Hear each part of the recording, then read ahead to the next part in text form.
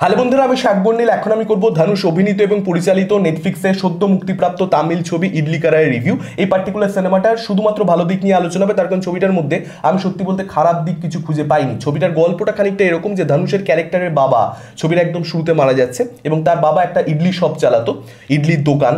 সে নিজে হাতে ইডলি রান্না করতো এবং ধানুষের ক্যারেক্টারটা কেরিয়ারে এত বেশি ফোকাস করেছে যে সে তার হোমটাউন ছেড়ে বড় স্বপ্ন, বড় জীবন, অনেক লাক্সারি সেটার খোঁজে বিদেশে চলে গেছে এবং সেখানে গিয়ে সে যথেষ্ট সাকসেসফুল হয়েছে। কিন্তু বাবা যখন হঠাৎ করে মারা যাচ্ছে, আউট অফ নোওয়্যার আচমকা বাবা মারা যাচ্ছে এবং ধানুষের ক্যারেক্টারটা তার হোমটাউনে ফিরে আসতে, তার পরবর্তীতে তার মধ্যে অনেক রকমের গিল যে বাবাকে যে সময়টা দেওয়া উচিত সন্তান হিসেবে সে সেটা দেয়নি, যতটা যত্ন করা উচিত ততটা সে দেয়নি এবং বাবা হঠাৎ করে মরে গেছে এবং বাবাকে সে পেতে চাইছে কিন্তু সে পাচ্ছে না। এবং সেই জায়গা থেকে ধানুষের ক্যারেক্টারটা ঠিক করছে যে সে কোথাও একটা নিজের মতো করে, প্রায়শ্চিত্ত শব্দটা প্রায়শ্চিত্ত হয় না এই সব কিছুর, কিন্তু মানে বাবা মার প্রতি অনীহা সেটা প্রায়শ্চিত্ত কখনো হতে পারে না, কিন্তু তবুও সে নিজের মতো করে চেষ্টা করছে লেগাসিটাকে ধরে রাখবার, কন্টিনিউ করবার। এবার সে সেটা কিভাবে করছে এই ইডলি শপ চালানোর মাধ্যমে, সেটা জানতে গেলে আপনাকে এই ছবিটা দেখে নিতে হবে। পিতা পুত্রের সম্পর্ককে কেন্দ্র করে মূলত এই গল্প এবং তার সঙ্গে সঙ্গে অবশ্যই মায়ের চরিত্র এই ছবির ক্ষেত্রে খুব ইম্পর্টেন্ট এবং একটা হিরো ভিলেনের একটা টাসেলও কিন্তু রয়েছে। এবার সেটা কিভাবে গল্পের মধ্যে আসছে, কোথা থেকে ভিলেন, কি ব্যাপার, সেগুলো আমি বলছি না, আপনারা ছবিটা দেখলে তখন বুঝতে পারবেন, ফ্রেশ থাকুক সেটা আপনাদের জন্য। আমি এটুকু বলতে পারি যে ছবিটা প্রচন্ড ইমোশনাল আমাকে করতে পেরেছে এবং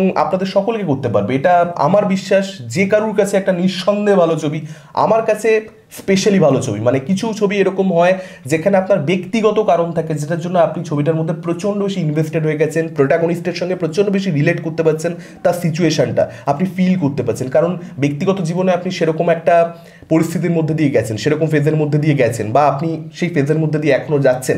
তো সেই ক্ষেত্রে সেই সিনেমার ইম্প্যাক্ট আপনার উপরে অনেক অনেক বেশি হয়ে যাবে, সেটা খুব স্বাভাবিক। সেই জায়গা থেকে ইডলি কারাই আমার কাছে এক্সট্রাঅর্ডিনারি সিনেমা। আমি জানি না সেটা আপনাদের কাছে হবে কিনা, আপনার কাছে হয়তো ভালো হলো, খুব ভালো হয়তো হলো না, হতে পারে, সেটা আমি আগে থেকেই বলে রাখছি, কিন্তু আমার সুপারব লেগেছে। এখানে ধানুষের ক্যারেক্টারটা, মানে আমার কথাটা মনে হয় অ্যাজ ক্রিয়েটার, মানে অ্যাজ হিউম্যান বিং ধানুষ খুব কাছ থেকে এটা ফিল করেছে যে অ্যাকচুয়ালি বাবা মারা যাওয়ার পরবর্তীতে বা মা মারা যাওয়ার পরবর্তীতে একজন সন্তান কি ফিল করে এবং সেটাকে সে খুব অনেস্টির সঙ্গে, খুব অথেন্টিসিটির সঙ্গে, খুব রিয়েলভাবে সেটাকে প্রেজেন্ট করতে পেরেছেন ছবির মধ্যে। আমার দুর্দান্ত লেগেছে, সেটা সুপারব লেগেছে, প্রচণ্ড ইমোশনাল হয়েছি। এবং তার সঙ্গে সঙ্গে এই যে গিল্টের জায়গাটা, গিল্ট একটা বিশাল বড় জিনিস, মানে গিল্ট একটা এমন ইমোশন যেটাকে অনস্ক্রিন দেখানো অনেস্টির সঙ্গে প্রচণ্ড টাফ, সেটা কিন্তু ধানুষ এখানে ব্রিলিয়েন্টলি করেছে। এবং ছবির মধ্যে আমি যদি এবার মানে টেকনিক্যালি আলোচনা করি, দেখুন এখানে মানতেই হবে যে এই ছবিটার মধ্যে প্রেম ভালোবাসা রয়েছে নিত্যে মেননের ক্যারেক্টারের সঙ্গে, এছাড়া শালিনী পান্ডের ক্যারেক্টার রয়েছে, যদিও সেটা খুব যে মানে এই গল্পে ফোকাস পেয়েছে সেরকম ব্যাপার একেবারেই নয়, তবে প্রেমের দিক রয়েছে ছবির মধ্যে, ভরপুর কমেডি রয়েছে, কিছু জায়গাতে আপনি হো হো করে হাসবেন, কিছু জায়গাতে আপনি প্রচণ্ড ইমোশনাল হবেন, কিছু জায়গাতে ছবির মধ্যে অ্যাকশন রয়েছে, হিরো ভিলেন রয়েছে, কিছু জায়গাতে কিন্তু ছবিটার মধ্যে থ্রিলার এলিমেন্ট আপনি প্রপারলি পাবেন। তো এখানে কিন্তু জনরা ব্লেন্ডিংও রয়েছে, মানে সেকেন্ড হাফে একটা জায়গাতে ছবিটা পুরো একটা কাইন্ড অফ আপনি বলতে পারেন ক্রাইম থ্রিলার পরিণত হয়েছে এবং প্রত্যেকটা জায়গায় কিন্তু ডিরেক্টর হিসেবে ধানুষ দুর্দান্তভাবে সামলেছে। আর এই সিনেমাটার মেসেজিং দেখুন ব্রিলিয়ান্ট, আমি মনে করি প্রত্যেকটা মানুষের জীবনে প্রচণ্ড ইম্পর্টেন্ট। আমি আমার সমস্ত সাবস্ক্রাইবারকে যারা আমাকে ভরসা করে, আমি তাদেরকে রিকোয়েস্ট করবো আপনারা এই ছবিটা দেখুন, প্রত্যেকের ক্ষেত্রে এই ছবিটা প্রচণ্ড প্রয়োজনীয়। এখানে বক্তব্যটা যেটা সেটা খুব সিম্পল, আমরা জানি সকলে, কিন্তু আমরা যথেষ্ট গুরুত্ব মেবি আমাদের ডেলি লাইফ সেটাকে দিই না।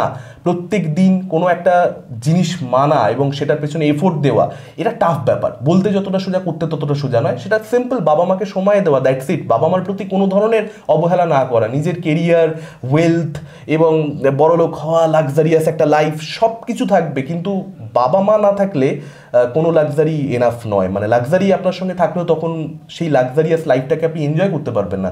বাবা মা বলে নয়, কাছের সমস্ত মানুষদের কথা বলবো আমি এখানে, সেটা আপনার স্ত্রী, বোন, ভাই, দাদা, দিদি, হোয়াট এভার। আর এই ছবিটার মধ্যে একটা ইম্পর্টেন্ট মেসেজ রয়েছে, খুব খুব দরকারি, যেটা অ্যাকচুয়ালি ব্যক্তিগত জীবনে, মানে এই ছবি আমাকে আলাদা করে শিখেছে সেরকম না, আমি এমনিতেই এটা ফলো করি প্রচণ্ড পরিমাণে। সেটা হচ্ছে একটা মানুষের ফিলোসফিটা কি, আপনি সেই মানুষটাকে অনুসরণ করছেন, মানে ফলো করছেন, ভালোবাসছেন, আপনি ফ্যান বলছেন, অথবা আপনি আপনার বাবাকে ভালোবাসেন, শ্রদ্ধা করেন, ফিলোসফিটা কী তার, সেটা আপনি শাহরুখ খানকে করতে পারেন, আমার ক্ষেত্রে এম এস ধোনিকে করতে পারেন, কিংবা আপনার বাবার প্রতি আপনার ভালোবাসা, শ্রদ্ধা। তো সেই ফিলোসফিটাকে আপনি অ্যাডপ্ট করুন এবং সেই ফিলোসফিটাকে নিয়ে নিজের জীবনটাকে বাঁচুন। সেইটাই হচ্ছে সেই মানুষটাকে সেলিব্রেট করা তার মারা যাওয়ার পরবর্তীতে। আপনি দুঃখ করলেন, শোক করলেন, সবাই করে। 1 মাস বাদে কি করছেন, 2 মাস বাদে কি করছেন, 6 মাস বাদে কি করছেন। আপনি যদি সেলিব্রেট করতে চান, মানুষটাকে বাঁচিয়ে রাখতে চান তার মরে যাওয়ার পরবর্তীতেও, তার যে জীবন দর্শনটা সেটাকে আপনাকে অনুসরণ করতে হবে। আর যদি আপনি সেটা করতে পারেন তাহলেই পুত্র হিসেবে আপনি সম্পূর্ণরূপে বা কন্যা হিসেবে আপনি সম্পূর্ণরূপে সফল। সেটা এই ছবিটা ব্রিলিয়ান্টলি দেখিয়েছে। অহিংসা পরম ধর্ম, এটাকে যেভাবে ছবির মধ্যে দেখিয়েছে, এবং সেটার জন্য কিছু জায়গাতে সিনেমাটা এত বেশি ইন্টারেস্টিং হয়ে যায়। তার কারণ ভিলেন সে ভায়োলেন্সের পথ অবলম্বন করছে, ধনুষের ক্যারেক্টার হিরো সে ভায়োলেন্সের পথ অবলম্বন করতে চাইছে না। খুব ইন্টারেস্টিং কিছু সিচুয়েশন ছবির মধ্যে তৈরি হয়, এবং হিরো ভিলেনের যে টাসেলটা সেটাকেও এখানে যেভাবে দেখিয়েছে, মানে এখানে অ্যান্টাগনিস্ট এবং হিরো তাদের মধ্যে কিন্তু একটা প্যারালাল ড্র করা হয়েছে। পুত্র হিসেবে অ্যান্টাগনিস্ট একেবারেই ফেইল্ড সম্পূর্ণরূপে, সেখানে আর একজন পুত্র সে ভুল থেকে শিক্ষা নিয়ে নিজেকে কোথাও একটা প্রমাণ করবার চেষ্টা করছে নিজের কাছে, অন্য কারোর কাছে নয়, নিজের কাছে। এই যে প্যারালালটা ড্র করেছে, জাস্ট টেরিফিক। আর সত্যরাজের ক্যারেক্টার কিংবা শালিনী পান্ডের ক্যারেক্টার, এই ক্যারেক্টারগুলোকেও কিন্তু এখানে গ্রে রাখা হয়েছে। মানে সত্যরাজের ক্যারেক্টারটা এখানে আমি বলবো সে প্রচণ্ড ইন্টারেস্টিং ক্যারেক্টার পেয়েছে। কেন বলছি, ছবিটা না দেখলে আপনি বুঝতে পারবেন না। খুব ট্রিকি, বাবা হওয়াও খুব ট্রিকি, দুর্দান্ত একটা ক্যারেক্টার সে এখানে পেয়েছে। আরও সেই ক্যারেক্টারটা ফ্লেশড আউট হলে, মেবি একটা ওয়েব সিরিজ হলে, মানে ছবিটার মধ্যে কোনো গন্ডগোল নেই, ছবিটার মধ্যে এইটুকুই ওই ক্যারেক্টারটা ডিমান্ড করছে। কিন্তু যদি একটা ওয়েব সিরিজ হতো বা ওই ক্যারেক্টারটার পার্সপেক্টিভ থেকে সেম গল্পটাকে বলা হতো, তাহলে কিন্তু এই ছবিটা মানে খুব ইন্টারেস্টিং হতে পারতো। খুব ইন্টারেস্টিং ক্যারেক্টার, আপনারা যা দেখবেন খালি। আর এই ছবিটার মধ্যে আরেকটা যেটা ভালো সেটা হচ্ছে জিবি প্রকাশ কুমারের music, just terrific terrific. Emotional সিনগুলোতে সে এত ভালো কাজ করেছে, ব্রিলিয়ান্ট। নিথিয়া মেননের সঙ্গে নিথিয়া মেননের পারফরমেন্স খুব ভালো। একটা জায়গা রয়েছে যেখানে সে বলছে তোমার আর কি মন ভরে তুমি খাও, তারপর রেস্ট করো, নিশ্চয়ই ক্লান্ত থাকবে তুমি। কারণ ধনুষের ক্যারেক্টার কিছু একটা ভুল করেছে, সেরকম সে অনুমান করছে। ধনুষের ক্যারেক্টার যখন বলছে যে না আমি ভুলটা করিনি, তখন সে খুশি হয়ে যাচ্ছে, তার চোখে জল চলে আসছে, এবং সেই একই কথাগুলো সে বলছে কিন্তু কাঁদতে কাঁদতে হাসি মুখে বলছে তুমি খাও, তুমি ঘুমিয়ে পড়ো। এবং এই যে পার্টিকুলার জায়গাটা, নিথিয়ামেনের পারফরমেন্স ব্রিলিয়ান্ট, ধানুষ তো দারুণ পারফরমেন্স গোটা ছবি জুড়ে।